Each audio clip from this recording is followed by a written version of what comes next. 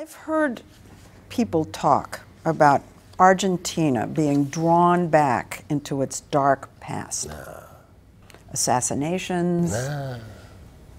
It's impossible. Those people don't know what happened here during the dictatorship.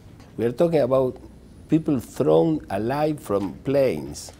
We are talking about nuns that were thrown alive from planes. We are talking about things that were terrible, terrible. During the dictatorship, my father was kidnapped and he disappeared for Your father was one of those who disappeared? Yes, but he was so well known all over the world, and there was too much pressure that instead of killing him, they sent him to a military prison. Jacobo Timerman. Yes. Why did they imprison him? What had he done? What was? He was called like an enemy of the military dictatorship. He was a journalist. He was a journalist, he was the publisher of a newspaper, and he used to publish the name of people who disappeared or to publish articles against the military junta. And one day they entered into our home at 3 o'clock in the morning.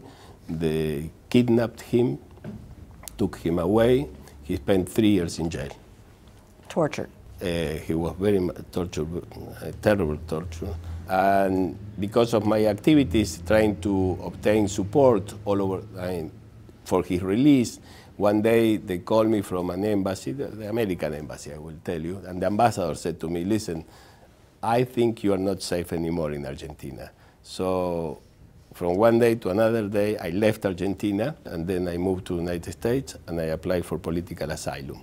And they granted it? They granted the political asylum. And you spent 11 years in the United States? I stayed 11 years. Yeah, my wife didn't want to come back.